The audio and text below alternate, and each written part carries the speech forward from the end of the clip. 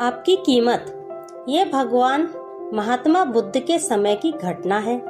महात्मा बुद्ध जब भी भिक्षाटन के लिए जाते थे, लोग उनको अनाज भिक्षा में तो देते ही थे, कभी कभी उनको घेरकर अपने मन में उपस्थित सवालों के समाधान के लिए उनसे प्रश्न भी पूछते थे। एक दिन एक व्यक्ति ने भगवान बुद्ध से पूछा, प्रभु, जीवन का मूल्य क्या है? भगवान बुद्ध ने उस व्यक्ति को एक चमकता हुआ पत्थर दिया और कहा, जा इस पत्थर का मूल्य पता करके आना, पर ध्यान रहे तुम्हें इस पत्थर को बेचना नहीं है, केवल इसका मूल्य पता करना है।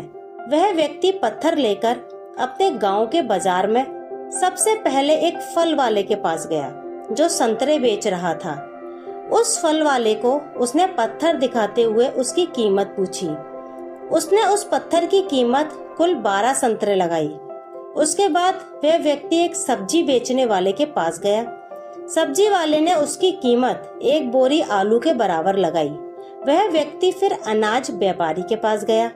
उसने उस पत्थर की कीमत एक बोरी अनाज के बराबर लगाई।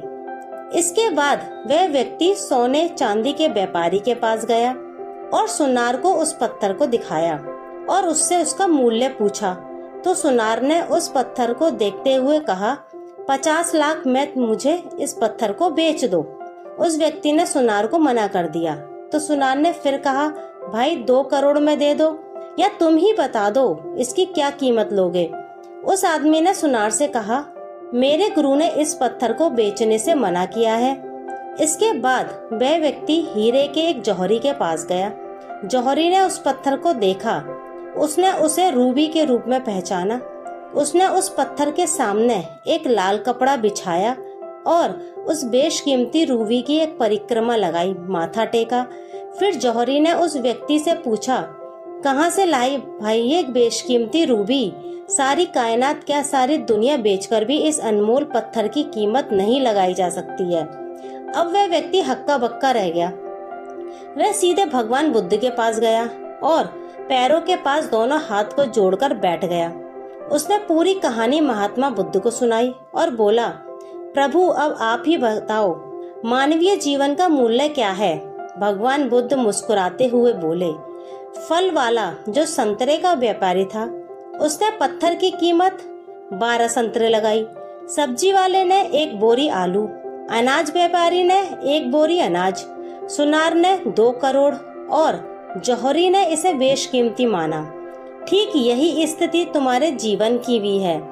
तुम बेशक हीरा हो, लेकिन ध्यान रखना कि सामने वाला तुम्हारी कीमत अपनी औकात, अपनी जानकारी और अपनी समझ से ही लगाएगा। जीवन का मूल्य समझने के बाद उस व्यक्ति ने भगवान बुद्ध के चरण स्पर्श किए और चुपचाप वहां से चला गया। उसे आज अपने जीवन का मूल्य समझ में आ गया। अब वह अपना मानवीय जीवन श्रेष्ठ कार्यों में लगाना चाहता है। दोस्तों, हमें अपने जीवन और अपनी प्रतिभा का मूल्यांकन स्वयं करना चाहिए और पूरे आत्मविश्वास के साथ जीवन में कोई भी कार्य करना चाहिए। तभी आपको अपने जीवन में किए गए कामों पर संतोष और आनंद प्राप्त होगा। अब चाहे आप अपने आप को 12 संतरे लायक कामयाब बना लो या बेशकीमती बना लो, निर्णय आपका है।